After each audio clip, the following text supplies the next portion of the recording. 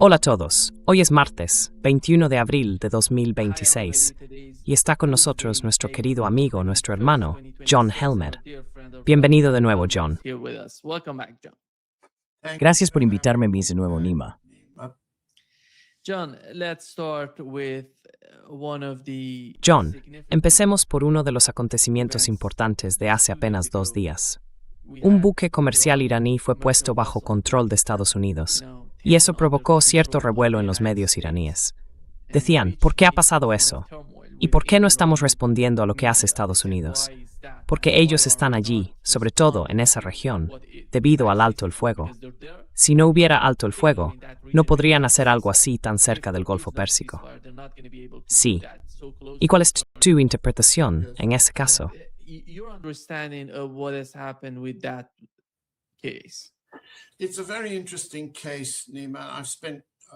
Es un caso muy interesante, Nima. He pasado bastante tiempo en las últimas horas investigándolo en medios marítimos y en otras fuentes. Esto es lo que creo que ocurrió.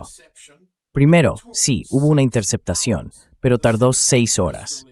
El comunicado de prensa del CENTCOM indicaba que el buque Tukasa, un portacontenedores, fue contactado por primera vez, es decir, recibió la primera advertencia de interceptación 6 horas antes de que se produjera el abordaje.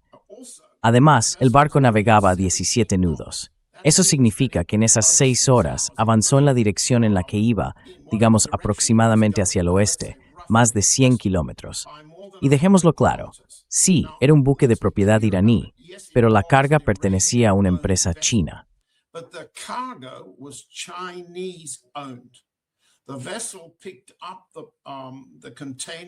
El buque recogió los contenedores en Chaoshan, perdón si no pronuncio bien los nombres chinos, el 29 de marzo.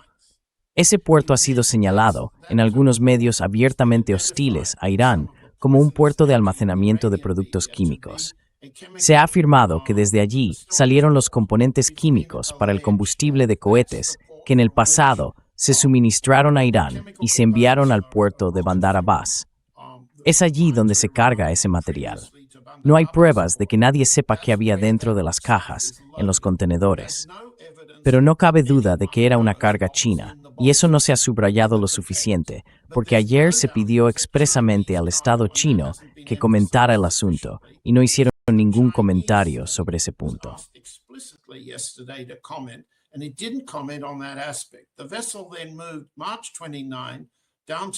El buque se desplazó el 29 de marzo hacia Malaya, o Malasia, donde o bien cargó mercancía o la descargó, y después siguió rumbo al oeste desde Malasia. Ahora bien, la pregunta es hacia dónde se dirigía cuando recibió la primera advertencia y qué ocurrió durante esas 6 horas.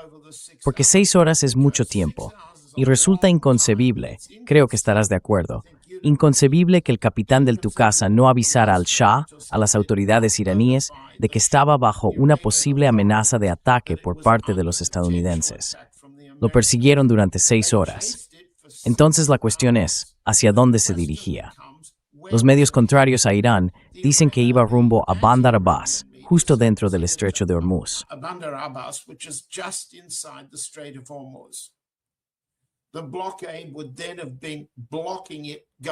El bloqueo habría impedido que fuera allí, pero no creo que lo hiciera.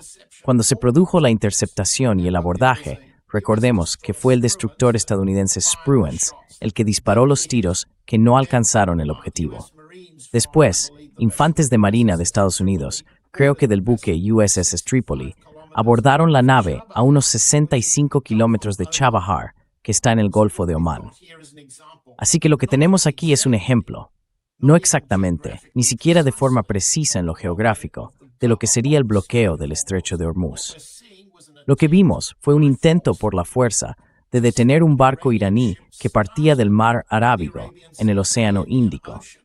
Luego se adentró en el Golfo de Omán y se dirigía hacia Chabahar. Chabahar es, digamos, el puerto más oriental de Irán en el mar Arábigo.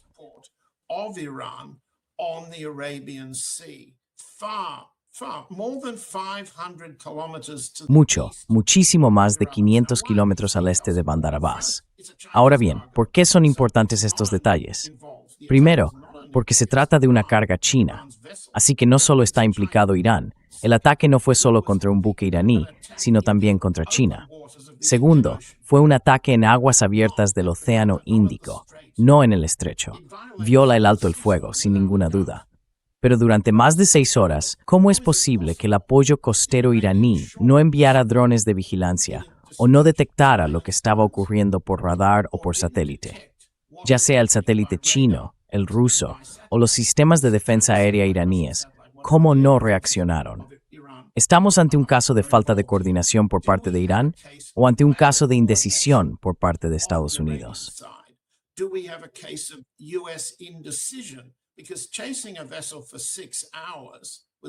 Porque perseguir un barco durante 6 horas, cuando ese barco se mueve a 17 nudos y un destructor podría alcanzarlo, ¿por qué tardó tanto?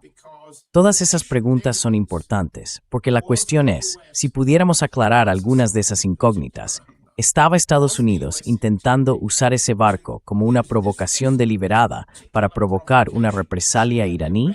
Si Irán hubiera respondido contra el Spruance o contra el Trípoli y esa respuesta hubiera sido armada, ¿habría declarado entonces el presidente Trump el fin del alto el fuego, culpado a los iraníes y comenzado su campaña de bombardearlos hasta la edad de piedra? Muchos, incluidos nuestros colegas en tu programa, creen que eso era inevitable, ¿verdad?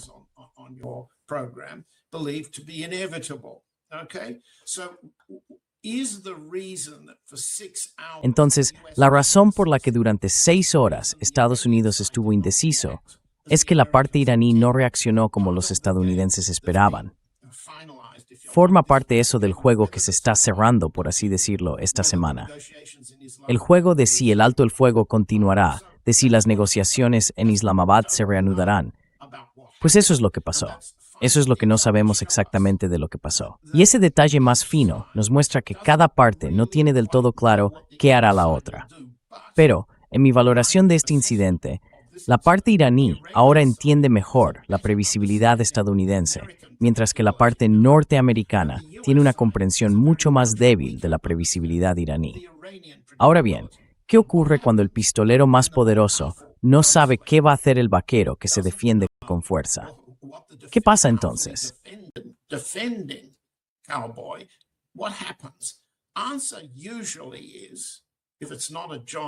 La respuesta habitual, si no es una historia de John Wayne, es que el tipo más fuerte actúa de inmediato, dispara y ya preguntará después. Pero la reticencia del lado iraní, su silencio, ese desgaste lento, incluso en este caso, una guerra de desgaste de 6 horas por el Tusker, demuestra un nivel de sofisticación que ahora se ha amplificado. Porque, ¿qué tenemos aquí? En Washington son ahora las 7 de la mañana, casi las 7:15. El vicepresidente Vance debería despegar ya si quiere llegar a Islamabad a tiempo para tener un día completo de negociaciones el miércoles. Si no despega ahora, ¿significa eso que la parte estadounidense no ha recibido confirmación de que el señor Ghalibaf, el señor Arachi y los demás miembros de la delegación iraní asistirán?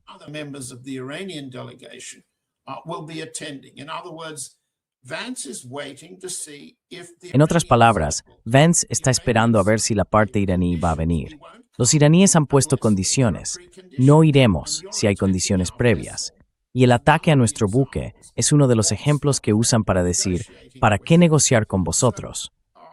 Así que eso resume, creo, lo que ha pasado y por qué es importante a las 7 de la mañana en Washington. Una última nota. Con todo el poder que tiene la prensa estadounidense, no saben qué va a pasar con el vicepresidente de Estados Unidos. ¿Saldrá esta mañana rumbo a unas negociaciones de guerra o no? Así de débil se ha vuelto el periodismo norteamericano.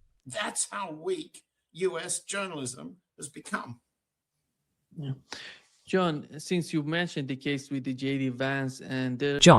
ya que has mencionado el caso de J.D. Vance y su viaje a Islamabad, desde los medios iraníes, IRIB, han dicho que hasta ahora no ha viajado ninguna delegación iraní a Islamabad, ni la principal ni la secundaria, porque en este momento están debatiendo si realmente necesitan enviar algo, ya sabes, con la calidad y el alcance que tuvieron en la primera ronda de negociaciones.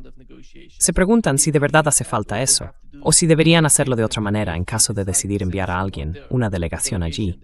Y esta especie de, ya sabes, de duda que muestran en su forma de pensar ahora mismo. ¿Por qué crees que ocurre eso? Lo siento, no he entendido. ¿Quién duda? Iraníes. Sí, sobre todo son los iraníes los que dudan, porque en mi opinión, por lo que he visto hasta ahora, los estadounidenses solo están comprobando si Irán está preparado para ir, si Irán quiere ir. En el fondo dependen de que la delegación iraní vaya allí y esté dispuesta a negociar con ellos. A ver, recuérdame, ¿cuánto se tarda en volar de Teherán a Islamabad? Yo diría que unas 7 horas. ¿Sería más o menos eso? Creo que podría ser. No, menos que eso. Pero déjame comprobarlo. Diría que entre 4 y 7 horas. Me vale. Bien, pongámoslo así. En cuanto a esta complicada gestión del tiempo, ahora mismo hay tiempo de sobra para que la parte iraní despegue y llegue a Islamabad. Tardará unos 20.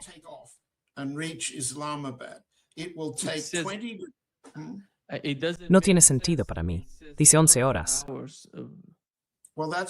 Bueno, eso probablemente es un vuelo comercial con varias escalas. Quiero decir, si miras esta distancia de Suncring, Son 3 horas y media. 3 horas y media. Sí, 3 y mem. De acuerdo. Bueno, eso suena razonable. Supongamos que el avión sigue una ruta especial y tarda unas 4 horas. El equipo de avanzada tendrá que estar al menos 2 horas en el aire para llegar allí. Así que la parte iraní solo tiene que avisar a Vance de que vamos y entonces él despega. La parte iraní lo verifica. Luego, la parte iraní tiene casi medio día o más para subir al avión y desplazarse. Así que, en cuanto a los tiempos, cada parte se moverá solo cuando lo haga la otra. Y creo que está claro y que tiene sentido, pese a las críticas tanto del lado estadounidense como del iraní hacia los jefes negociadores de cada parte, que tiene sentido que Mohammad Ghalibaf vaya. ¿He pronunciado bien el nombre de Ghalibaf? Sí, Mohammad Ghalibaf. Bueno, Mohammad Bakr son sus 2 primeros nombres. Encantado de llamarle así, si lo prefieres. En cualquier caso, no es apropiado, como tú dices, que la parte iraní acuda si todo lo que ofrece la parte estadounidense son esos 2 traidores poco fiables en la negociación, Witkoff y Kushner. No irán y no deberían ir. Esos 2 están ahí para proteger a Israel y los intereses de la familia Trump y todo eso. No, es Vance. Y si no despega hoy, por lo que podemos ver, por lo que yo veo en la agenda del presidente, es un día muy inusual. Si Trump va a ir a la guerra, como algunos de nuestros colegas en tu programa el lunes parecen creer, si piensan que la guerra es inevitable, que Trump va a ir a la guerra, sería una nueva fase de enfrentamientos.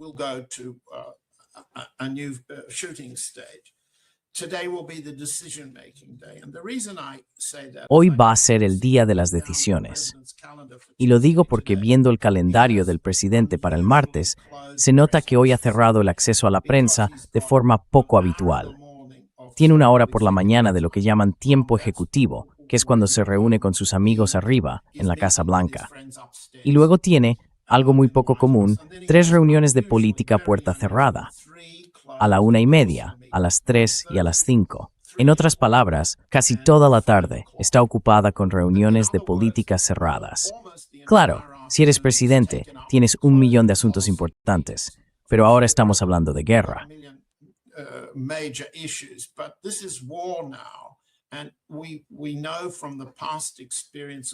Y sabemos por experiencias anteriores cómo han tomado decisiones sobre cuándo y cómo atacar y cuáles serían las opciones y todo eso. Eso siempre se ha hecho en reuniones de política a puerta cerrada. Así que, si Vance no está en esas reuniones, pero las reuniones se están celebrando, la pregunta es, ¿qué instrucciones tiene para negociar y en qué condiciones? Dejando a un lado la continua injerencia de Trump en el lado iraní, dejando a un lado el ataque al Tusker, dejando a un lado la relativa debilidad, lo subrayo, de la respuesta china al ataque al Tusker, que se dio ayer en el Ministerio de Exteriores en Pekín. Dejando todo eso aparte, Ahora los estadounidenses tienen que pasar medio día con Trump preparando lo que van a hacer.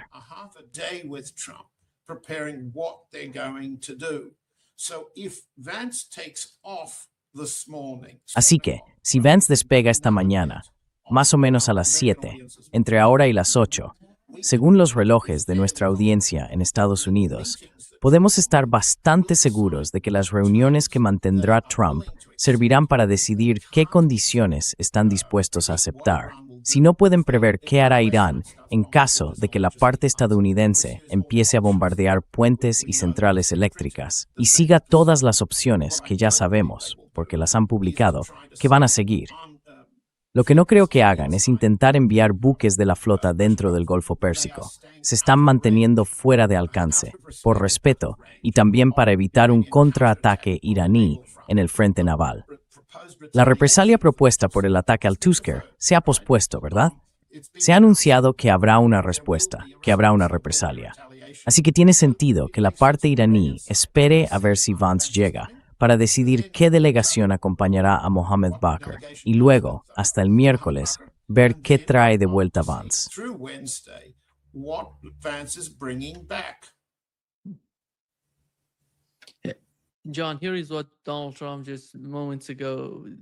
John, esto es lo que Donald Trump acaba de publicar hace unos momentos.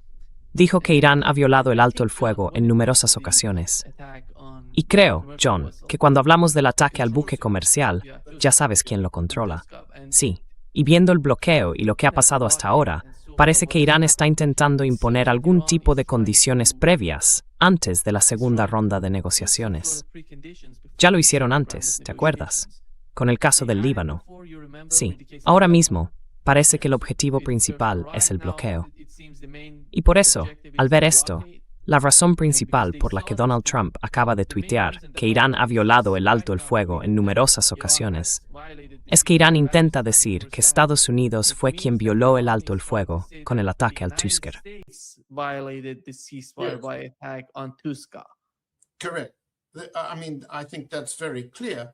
Correcto. Quiero decir, creo que está muy claro que Estados Unidos violó el alto el fuego, sobre todo si tenemos en cuenta dónde ocurrió el ataque al Tusker. No fue dentro del bloqueo, tampoco justo fuera del estrecho. Fue a 550 kilómetros al este de Bandar Abbas, que es hacia donde los estadounidenses dicen que se dirigía. Fue un ataque por la fuerza para mantener la sanción marítima mundial contra Irán, que lleva tiempo en vigor. En este momento, la parte iraní está reservando su respuesta. Volvamos atrás. Si la parte iraní puso como condición previa que Israel dejara de bombardear Líbano, esa condición se cumplió, aunque no exactamente antes de que empezaran las negociaciones en Islamabad. Por otro lado, lo que ha ocurrido después es que Israel y el primer ministro libanés se reunirán en Washington o ya han empezado a reunirse allí.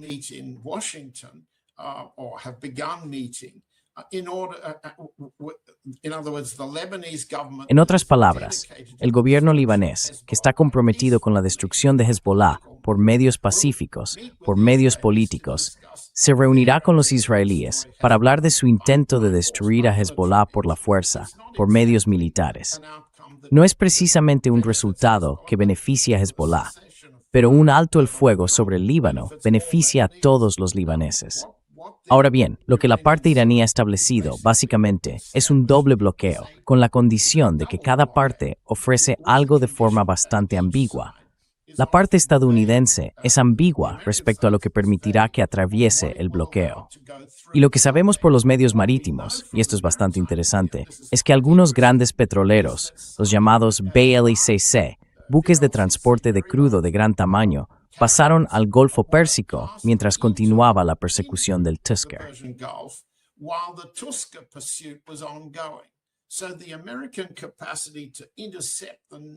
Así que la capacidad de Estados Unidos para interceptar el número de buques que Irán intentaría cargar en la isla de Karg, o donde sea, es muy limitada. No pueden detenerlos todos. Por tanto, el bloqueo estadounidense es parcial, ¿verdad? El bloqueo iraní, en cambio, se aplica solo a los estados hostiles y a los buques militares. Eso significa que aquellos barcos, sus propietarios y los países que negocien con la Guardia Revolucionaria y con la autoridad portuaria iraní entre la costa de Heshm podrán pasar si pagan un peaje o si llegan a un acuerdo. Así que en realidad el bloqueo de cada lado está parcialmente abierto. El valor de este doble bloqueo es que provoca escasez de todo, no solo de petróleo y gas, sino también de helio y de muchos derivados petroquímicos de los que depende buena parte de la industria mundial.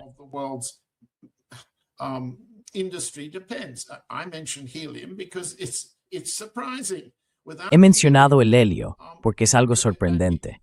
Sin helio, no se puede hacer una resonancia magnética en ningún hospital del mundo. Así que la guerra va a llegar a los quirófanos y a los departamentos de patología de todos los hospitales que necesiten helio, si la escasez se prolonga. Lo menciono solo porque debería hacernos ver que la guerra no está afectando solo a los depósitos de gasolina en Estados Unidos.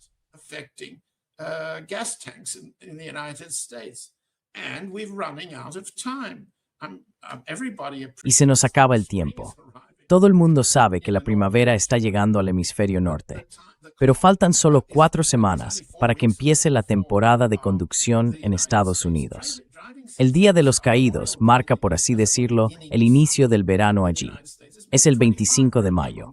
Falta apenas un mes. Así que el reloj corre en contra de Trump para resolver su guerra de aquí a 4 semanas. Y también está claro, como han señalado nuestros colegas en tu programa, que al pasar de la primavera al verano, llega el calor.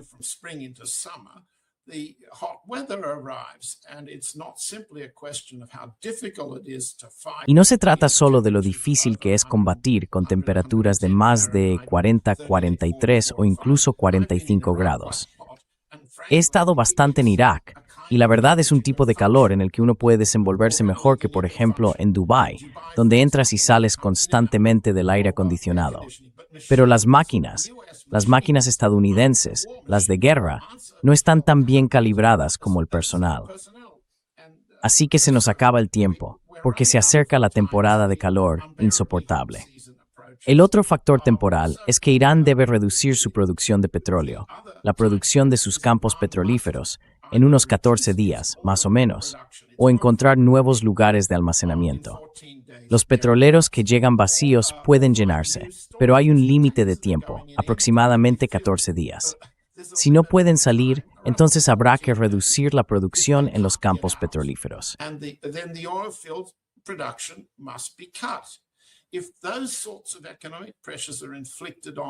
Si se imponen ese tipo de presiones económicas sobre Irán, sabemos cuál será la represalia contra Arabia Saudí. Es un objetivo principal, porque sigue exportando petróleo a través del oleoducto de Yanbu, del puerto de Yanbu, por el Mar Rojo. Estoy señalando con las manos y moviendo la cabeza como si tuviera el mapa delante.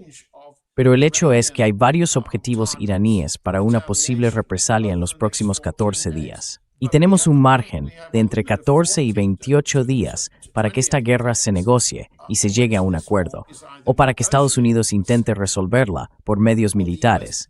La llamada opción israelí, si se quiere, la opción genocida contra Irán.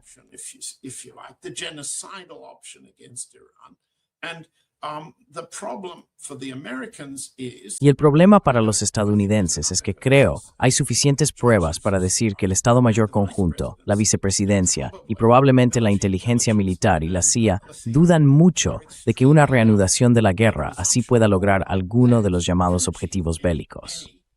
Si ese es el caso, y repitiendo la idea, Estados Unidos se enfrenta a una imprevisibilidad mucho mayor por parte de su adversario.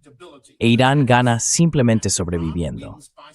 Irán gana al prolongar esta guerra más allá de esos 28 días, entrando en la temporada de conducción en Estados Unidos y después en la campaña electoral. Así que todo eso hace que justo ahora, hoy, la decisión de si Vance despega ya y si Mohammad Ghalibaf despega un poco más tarde en el día, sea extremadamente importante.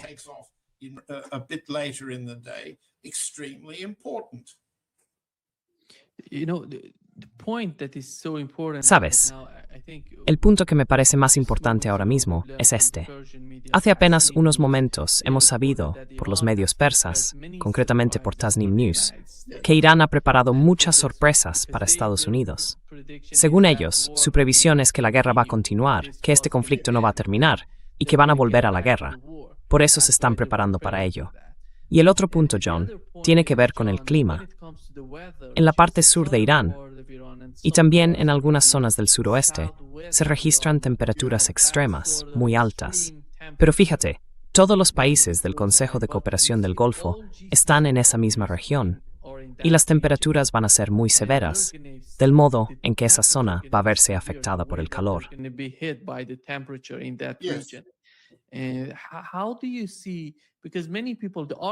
¿Y tú cómo lo ves? Porque mucha gente dice que la escalada quizá no ocurra por el tema del clima.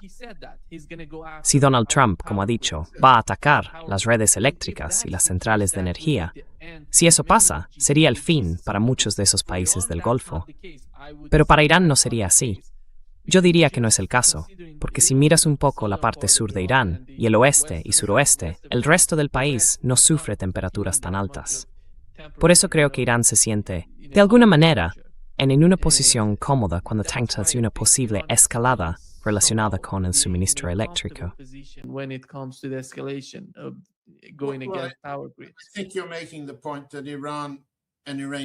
Creo que está señalando que Irán y el pueblo iraní pueden soportar las altas temperaturas de una forma que los emiratíes no pueden.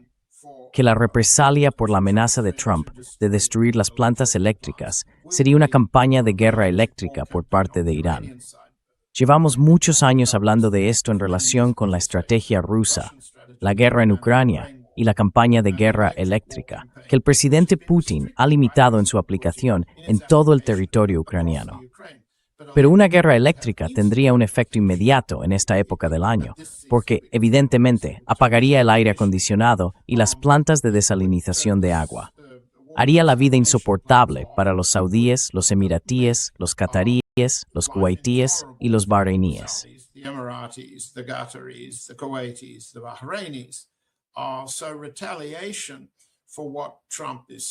Así que una represalia por lo que dice Trump sería, de hecho, mucho más costosa de lo que los Emiratos Árabes han experimentado jamás. Han perdido la capacidad de soportar el calor. Como decía, pasé el mes de julio un par de veces en el desierto iraquí. Se le llama desierto desde un punto de vista occidental, pero en realidad no lo es tanto. Aún así, las temperaturas me sorprendió lo soportables que pueden ser si adoptas las costumbres beduinas y no dependes del aire acondicionado eléctrico, ni vas en coche con las ventanillas cerradas y el aire puesto. Si te adaptas al modo de vida beduino, o mejor dicho, al modo local, ya que hablamos tanto del lado iraní como del árabe, esa capacidad local para resistir el calor del verano tiene miles de años en ambos lados.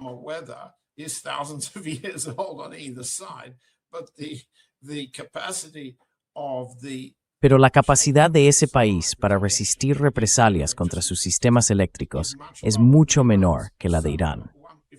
Así que, si tú y yo podemos darnos cuenta, es tan evidente que cuesta creer que los servicios de inteligencia militares y civiles de Estados Unidos, el Estado Mayor Conjunto y sus planificadores operativos no lo hayan comprendido ya.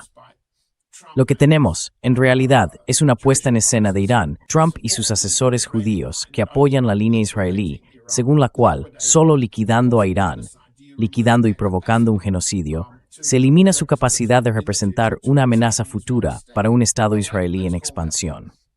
Bueno, llamémoslo el grupo Kushner-Witkoff-Miller en la Casa Blanca, alrededor de Trump.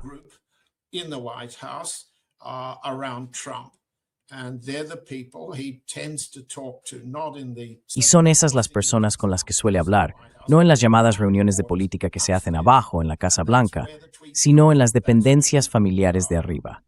Y de ahí salen los tweets. De ahí viene ese lenguaje genocida, los insultos, la vulgaridad y la agresividad, disfrazados de una especie de farol violento en un juego que él cree que puede controlar. Bueno, creo que empezamos a entenderlo.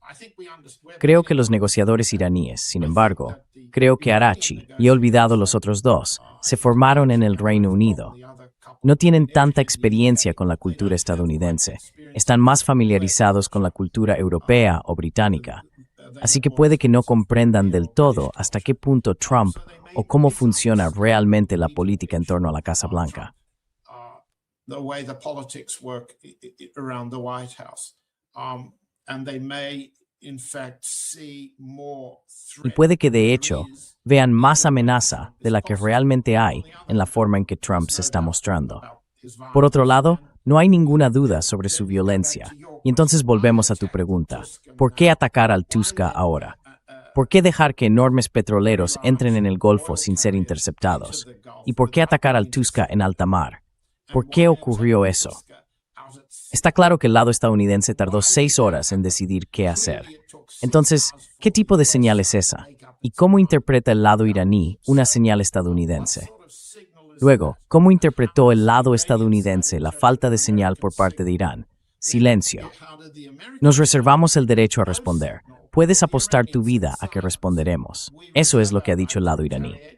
Estados Unidos no puede penetrar ni anticipar correctamente qué significa eso.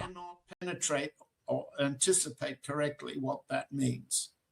The Iranian side can correctly. La parte iraní puede ver perfectamente lo que está haciendo Estados Unidos, pero sinceramente no entiendo qué pensaban que estaban transmitiendo, salvo que, en mi opinión, fue una provocación para facilitar que Irán reaccionara. Eso confirmaría lo que Trump, como decías, ha tuiteado hace unos minutos o unas horas. Necesita una excusa para reanudar su campaña de bombardeos, pero la parte iraní no se la ha dado. Así que es una especie de duelo al estilo del viejo oeste, con las armas desenfundadas, pero en el que un lado no entiende en absoluto al otro. Y ese es el caso de Estados Unidos con respecto a Irán. Por eso, tiendo a restarle importancia al valor estratégico de las amenazas de Trump.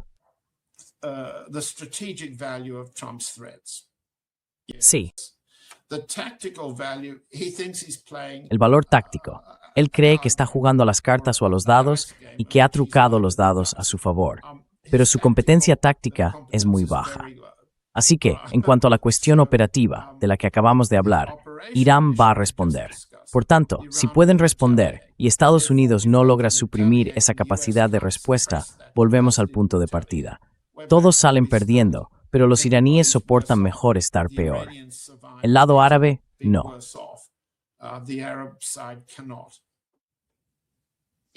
John, yesterday, our friend Larry Johnson reported that John, in the ayer nuestro amigo Larry Johnson contó que en la reunión de seguridad que tuvieron en Washington, parece que Donald Trump estuvo hablando de usar bombas nucleares y también habló sobre los códigos nucleares. Entonces el general Keane lo enfrentó. Básicamente, parece que el general Keane le dijo que eso no iba a salvarle, que no le iba a servir de nada. ¿Qué sabemos de la situación con la administración Trump? Por un lado, vemos a los medios tradicionales, y creo que con razón, señalando que Donald Trump está bajo una presión enorme. Quiere poner fin al conflicto lo antes posible, no solo por el tema militar y la cantidad de armas que ha enviado a la región, portaaviones, como mencionabas. Tienes allí al George W. Bush y también al Gerald Ford, que ha vuelto a desplegarse. You have Gerald Ford getting back. Abraham Lincoln is there. Gerald Ford won't be there. El Abraham Lincoln está allí. El Gerald Ford no estará porque está en reparaciones en Croacia y va a quedarse allí. Lo está sustituyendo un buque que viene desde la costa este de África y llegará más o menos a finales de esta semana. Así que sí, habrá 2 grupos de portaaviones. So there will be 2 carrier groups, yes. Yeah.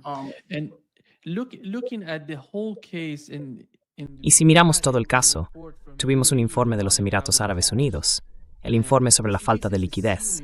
Y esta es una situación muy seria en Oriente Medio. Donald Trump tiene la responsabilidad de lo que está ocurriendo. ¿Cómo ves esa desesperación? Por otro lado, él publicó ayer que no está bajo ningún tipo de presión, que no necesita poner fin al conflicto lo antes posible, ¿verdad? need to put an end to the conflict as soon as possible. Well, I interpret that to the reverse. He's having to. Bueno, yo lo interpreto al revés. Está teniendo que responder a las críticas que le duelen. Está reaccionando a las acusaciones de que está perdiendo el control. Está bajo presión. Cuando publica algo así en redes, eso no es una muestra de tranquilidad. Es una confirmación de lo que se ha contado. Tengo que matizar lo que digo, porque han pasado muchos años desde la Casa Blanca de Carter, en la que yo trabajé. No había nada parecido. Estoy intentando recordar. ¿Hubo alguna vez una situación de pánico, de desesperación en una Casa Blanca que se pueda comparar? Primero, por mi experiencia, nadie ha tenido los déficits mentales, cognitivos, de memoria o neurológicos que tiene Trump. Eso, para empezar. Segundo, dejando a un lado su salud neurológica, que puede evaluarse de distintas maneras, el resultado es un déficit de memoria. But they result in a deficit of memory. It results in a deficit of Eso provoca un déficit en su capacidad para hablar de forma secuencial, con frases completas y todo eso. No recuerda lo que ha dicho apenas unos instantes antes. No se trata de demencia. Ese no es el tipo de problema neurológico que tiene. En segundo lugar, hay un componente psicológico. Eso significa, y hay muchas pruebas de ello desde que era niño, todo está en el libro de Mary Trump, que presenta todo tipo de patrones de conducta. Hay violencia personal, hay vanidad, y todo eso se agrava con algunos de los síntomas físicos que se pueden observar. Es un hombre muy tenso, muy sensible a la presión y a la necesidad de controlar, si hace falta mediante la violencia, todo y a todos los que le rodean. Y en gran medida lo consigue. and he does that to a large extent. He's those who are around him, including people like Miller. Las personas que le rodean, entre ellas gente como Mila Vitkov, Kushner y otros amigos de la familia, se adaptan a sus estados de ánimo. Y hay cambios de humor muy bruscos, y así sucesivamente. Bajo la presión de una guerra que no ha salido en absoluto como él pensaba que podría lograr, empieza a mostrar lo que podríamos llamar un estado de pánico y desesperación. Sí. Y eso se convierte, en su caso, en una inclinación hacia una mayor violencia. Sí, es cierto. Has planteado una cuestión importante. Es probable que permita el uso de armas nucleares tácticas. Lo hemos comentado, porque está muy claro que la parte israelí estaría más dispuesta a recurrir a la opción nuclear, ya que se están quedando sin otras alternativas para alcanzar el resultado genocida que buscan con esta guerra, la destrucción total del gobierno de Irán, la destrucción total de la capacidad de Irán para fabricar misiles que amenacen a Israel every minute. Missiles that threaten Israel and so on. Would Trump agree to that in desperation? Trump aceptaría eso por desesperación en algún momento pronto. Bueno, no estoy en posición de pasar de un diagnóstico del cerebro de Trump, de su carácter emocional, de la psicopatología suya y de quienes le rodean, a una cuestión estratégica como esa.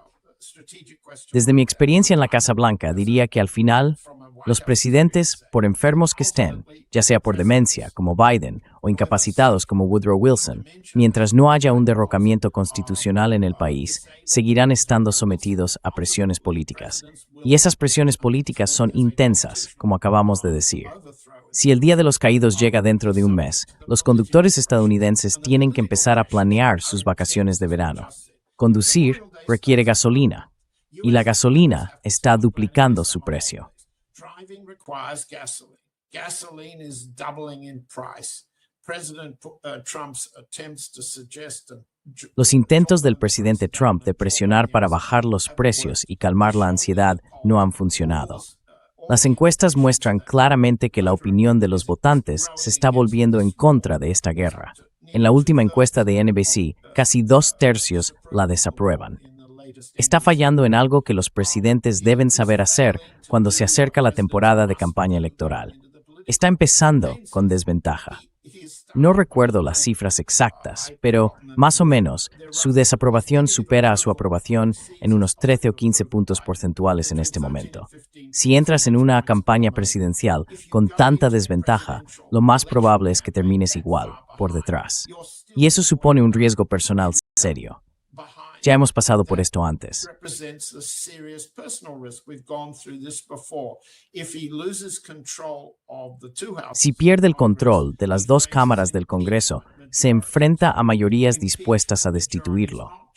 Mayorías que no solo irían contra él, sino también contra Kushner, Witkoff y todos los que se han beneficiado del tráfico de información privilegiada que ocurre cada día.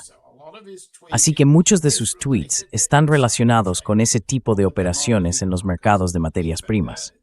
En cualquier caso, se enfrentaría a un proceso de destitución, y así sucesivamente. Sería una auténtica masacre política. No lo digo desde el punto de vista ruso, lo digo desde el mío, porque los demócratas no quieren acabar con las guerras contra Irán, ni con la guerra contra Rusia, ni con la guerra contra China. No son un partido pacifista, en absoluto, pero lo único que le importa a Trump es que son el partido del impeachment.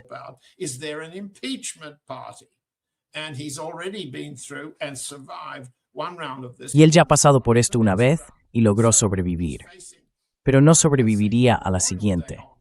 Así que se enfrenta, digamos, a partir del Día de los Caídos, dentro de un mes, a una presión que no podrá soportar, a menos que haga algo distinto. Ahora bien, volviendo a la cuestión nuclear, ya vimos lo que pasó cuando el ejército de ICE, los guardias presidenciales, por así decirlo, intentaron destruir el gobierno democrático de las ciudades del país. Los Ángeles, Portland en Oregón y otras varias como Memphis en Tennessee y Washington, D.C. ¿Qué pasó cuando mataron a 2 personas? Pues la respuesta es que esas 2 muertes a manos de ICE provocaron una retirada importante por parte de Miller y de todo el sistema de seguridad nacional.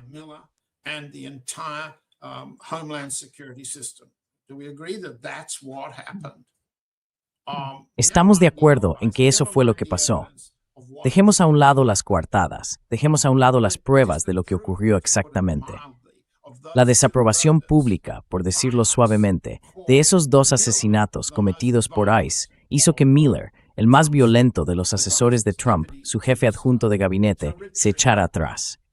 Yo lo tomaría como un buen ejemplo de cómo Trump, un supremacista blanco, que está a favor de matar a todo tipo de personas en la calle si lo considera necesario, y que sin duda apoya enviar tropas a las ciudades controladas por los demócratas para destruir su capacidad de votar demócrata en las elecciones de mitad de mandato.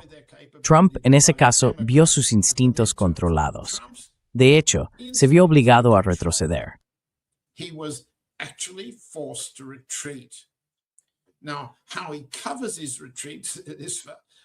Ahora, cómo justifique su retirada es algo que tendrán que explicarle los podcasters republicanos, no nosotros. Pero si me preguntas, no creo que la posibilidad de que, por desesperación o por un momento de locura, recurra a las armas nucleares sea un desenlace probable en la situación actual. Se retirará antes que luchar cuando se enfrente a una amenaza tan seria como la mayoría a favor de un juicio político que podría tener en su contra el 3 de noviembre, el día de las elecciones. Así que estoy diciendo bastante, como un veterano ya muy mayor de una Casa Blanca que muchos han olvidado, la de Jimmy Carter. Tal vez debería dejar de hablar del pasado y de aplicarlo al presente. Pero estas son reglas firmes que se imponen incluso a los presidentes más desequilibrados.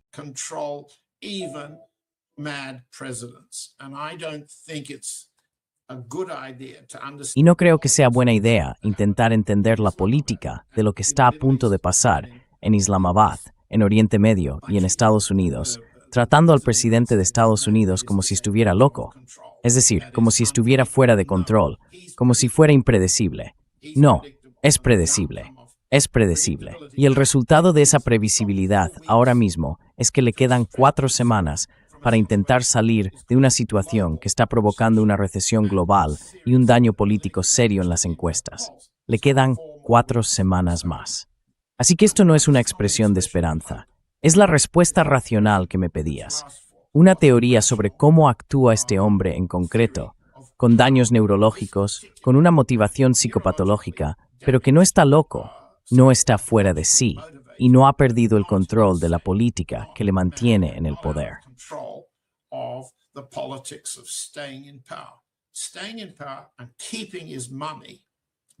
Mantenerse en el poder y conservar su dinero, esas son sus verdaderas obsesiones. Mantenerse en el poder y conservar su dinero significa que no habrá un ataque nuclear. No. Probablemente tampoco habrá una reanudación del tipo de bombardeos violentos con los que está amenazando. No. La pregunta entonces es, ¿puede salir de la situación en la que él mismo se ha metido y en la que la defensa iraní también le ha colocado? Podría intentar salir bombardeando y luego retirándose. Richard Nixon ya lo intentó. No sería algo sin precedentes. Escalar de repente la violencia, declarar la victoria y marcharse. Pero solo tiene 4 semanas para hacerlo.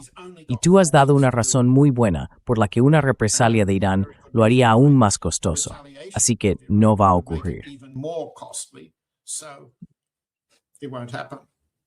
He's in a somehow he's in a very De algún desperate modo, situation. está en una This is a situación trap. muy As desesperada. time goes Esto by, es una it's getting trampa. bigger and it's Con el getting paso more del tiempo, se hace más grande y más grave para Donald Trump. because on one hand, you Porque look por un at lado, John, si miras, the John, outcome of el this resultado war, de esta guerra, and if y it si se was suponía going que to debía improve mejorar the la Israeli posición de Israel en la situation, región, it has ha gotten ocurrido justo lo total contrario. opposite, you know. Hoy Israel Israel está today is completamente naked in expuesto terms en lo of que the respecta air a su defense sistema de system, defensa aérea, the a sus defensive capacidades capabilities, defensivas, because the radars porque are los radares ya no more, están operativos, and y these esos are son huge pérdidas losses for enormes the para el lado Israeli side. israelí.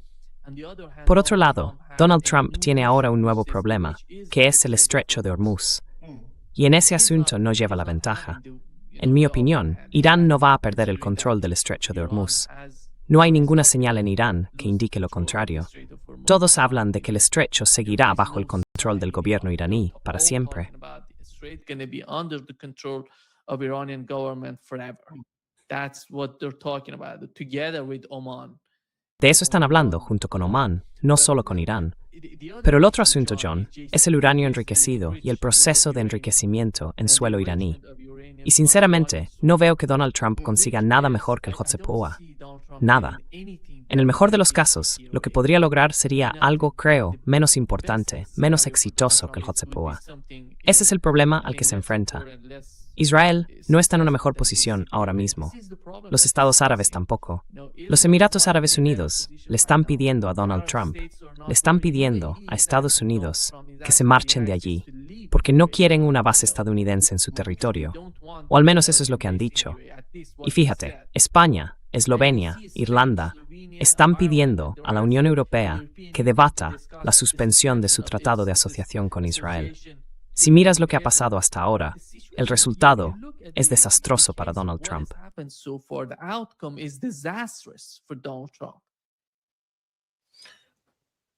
I don't disagree with you. No estoy en desacuerdo contigo, You've already got me. pero soy reacio a estirarme más. Ya me tienes hoy, sentado en mi silla de Moscú, hablando de política presidencial estadounidense. No puedo volver a la política árabe en la que estuve implicado antes, solo para llevarte la contraria. No, eso no podemos hacerlo. Quizá pueda mencionar un detalle interesante, y es la cuestión de un informe que ha estado difundiendo CNN.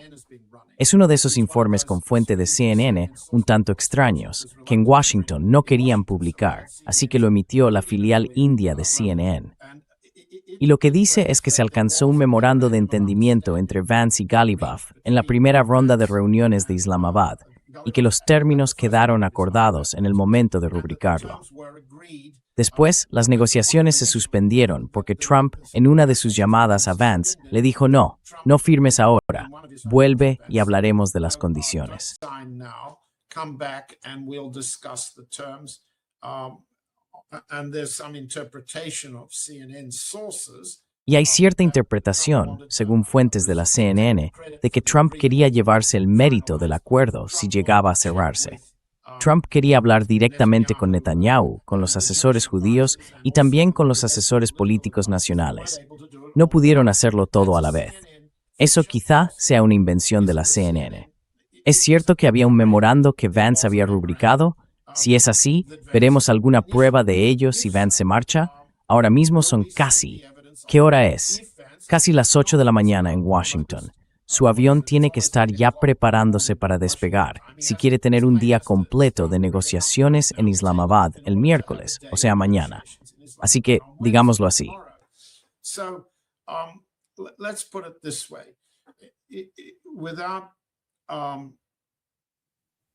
Sin exagerar todas las dimensiones del problema que ha provocado la guerra de Trump para sus aliados y todas las oportunidades que ha creado para sus adversarios, sobre todo para Rusia y China, existen puntos en un memorando de entendimiento que Vance y Ghalibaf aceptarían y que pudieran llevarse a casa como un papel más sólido que aquel papel de Chamberlain en Múnich con Hitler.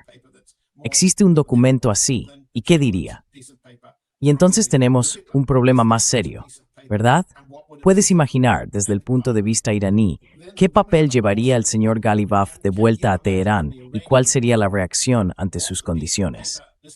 Tú dijiste, y estoy de acuerdo contigo, que la posición iraní es que el régimen de Hormuz debe mantenerse, al menos porque ofrece la fórmula para las reparaciones. Because it provides the formula for reparations. The toll regime will generate, and we did the El régimen de peajes generará, hicimos los cálculos la semana pasada o la anterior, aproximadamente unos $20 millones al año para Irán, teniendo en cuenta los descuentos a los buques de los Estados amigos y todo eso.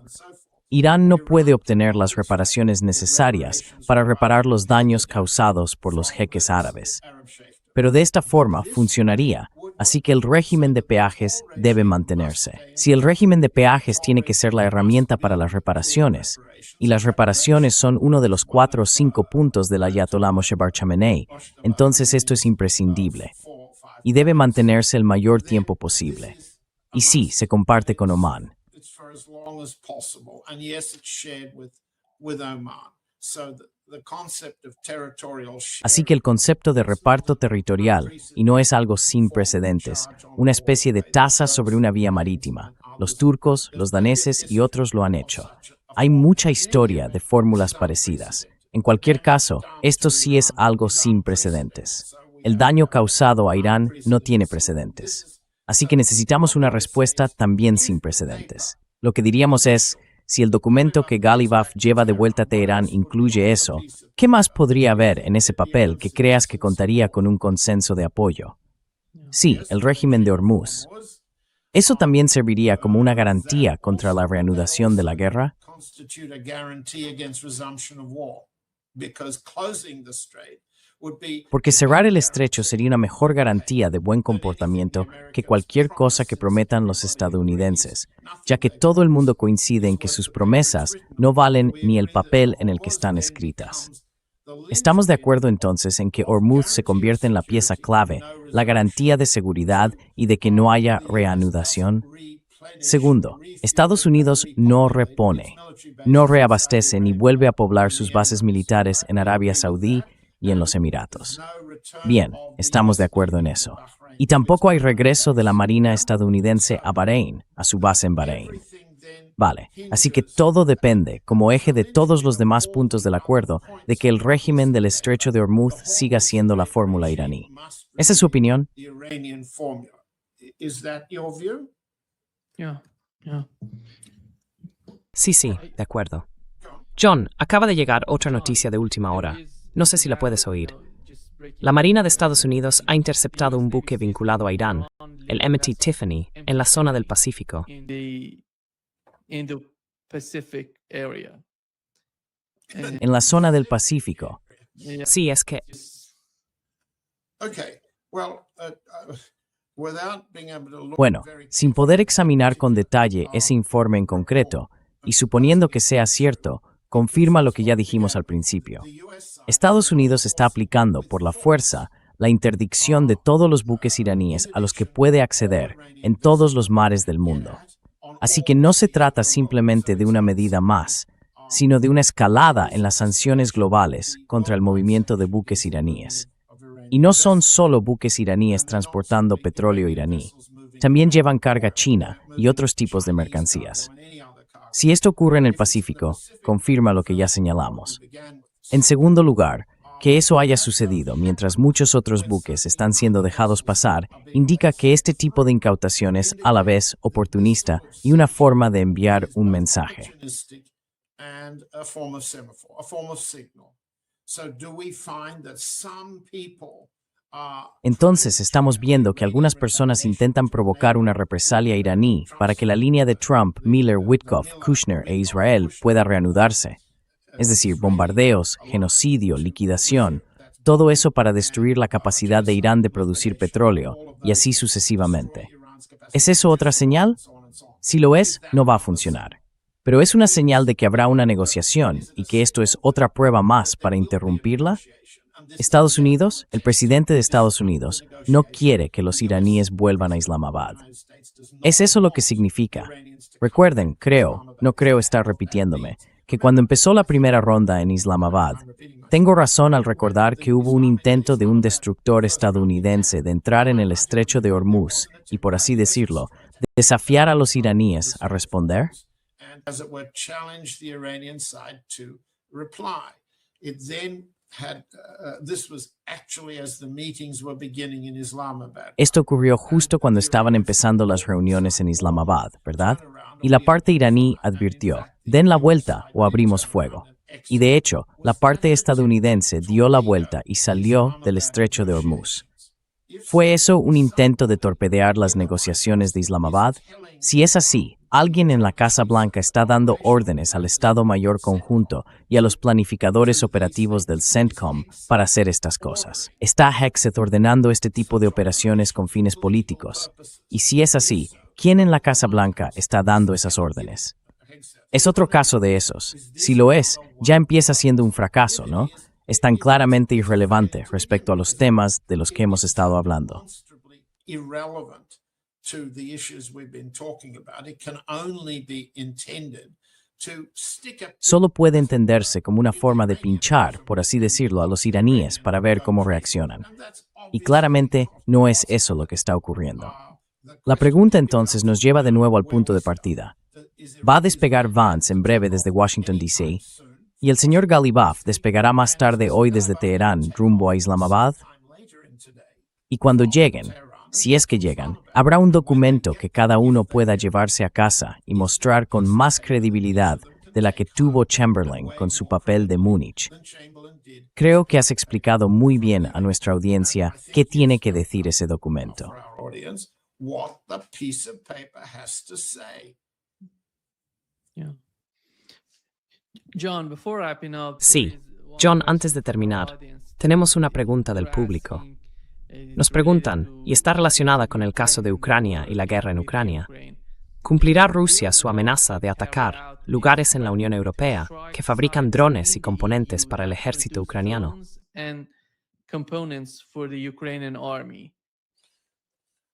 It's a good question, and it relates just for everybody else to Es una buena pregunta, y tiene que ver para que todo el mundo lo entienda, con algo importante.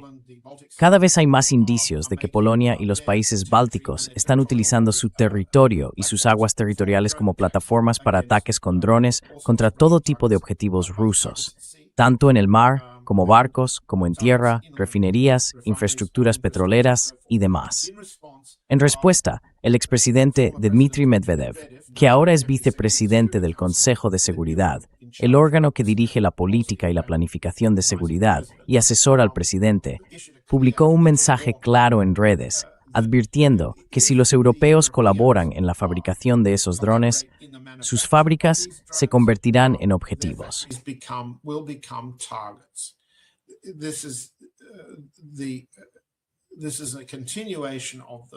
Esto es una continuación de la retórica rusa según la cual, cuando la parte europea, ya sean mercenarios franceses o asesores técnicos británicos, ayuda a Europa en la construcción o fabricación de misiles, drones y otras armas que atacan a Rusia, tanto en el campo de batalla ucraniano como en otros lugares, al hacerlo se convierten en objetivos. Esa es la retórica. Así que la pregunta es razonable.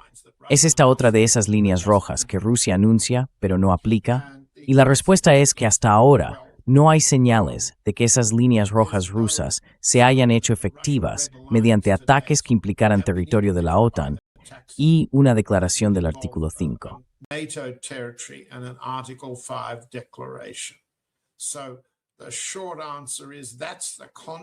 Así que, en resumen, ese es el contexto, esa es la amenaza, esa es la línea roja. ¿Y hay pruebas de que la parte rusa esté preparada para responder con fuerza a sus advertencias? ¿Fuera del campo de batalla ucraniano? No, todavía no. Entonces, ¿por qué el señor Medvedev lanza una amenaza para la que no tiene capacidad real de ejecución? Estamos hablando, por ejemplo, del despliegue del misil YARS, que podría alcanzar prácticamente cualquier objetivo dentro de la OTAN europea. ¿Se llegaría a disparar? La respuesta práctica es no. Con la forma en que se está librando la guerra ahora mismo, no. La respuesta es no. ¿Y por qué lo afirmo con tanta seguridad o con tanta convicción?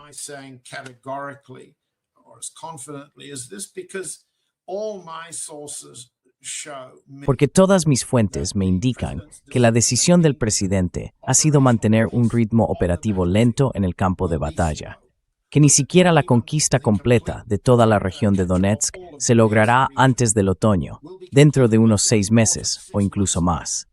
No veo reflejada en los círculos oficiales del gobierno ruso ninguna confianza en que la guerra en el frente ucraniano vaya a terminar este año.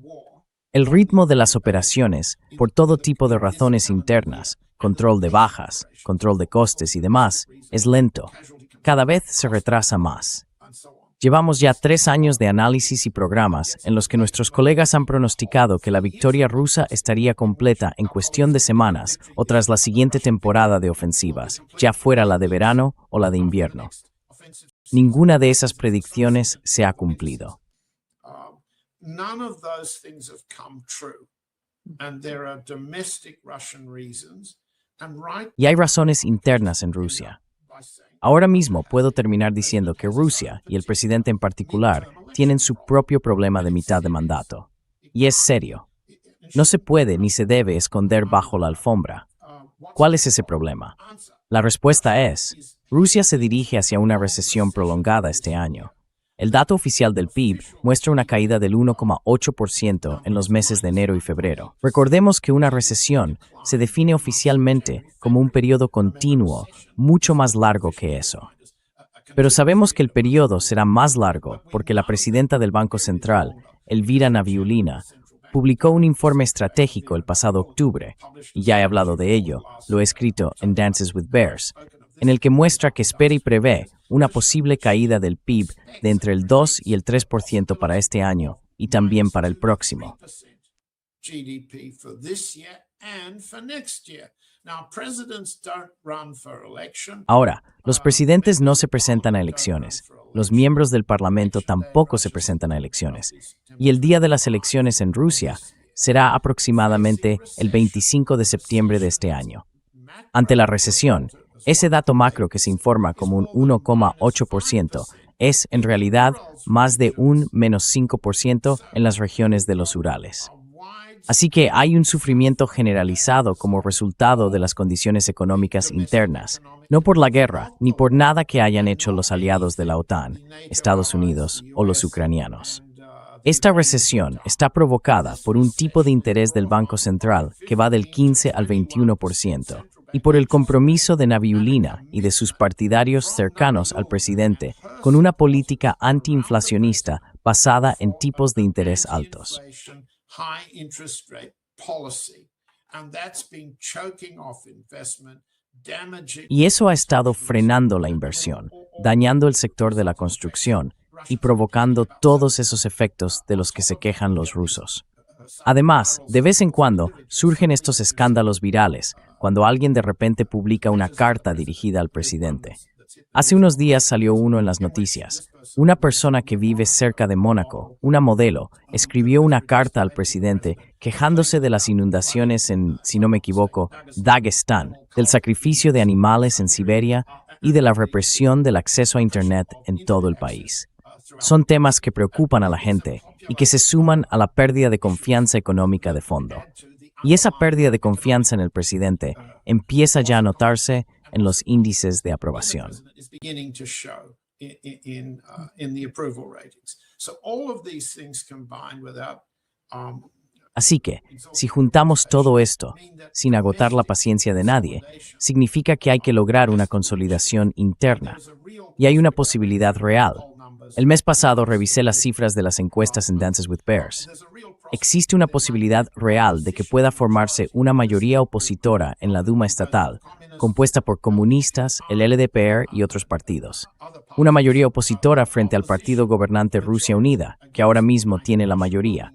Desde el punto de vista ruso, desde el punto de vista del presidente Putin, desde la perspectiva de una campaña electoral del Kremlin, esto es un desafío serio, muy serio. Y es una situación en la que no se pueden emprender aventuras de escalada en los estados de la OTAN. No se puede. adventures in the NATO states. You can't. Yeah. Sí. Gracias, John. Muchas gracias por estar hoy con nosotros. Un verdadero placer, como siempre. Thank you very much. Muchas gracias por invitarme. Nos vemos la semana que viene. Hasta pronto.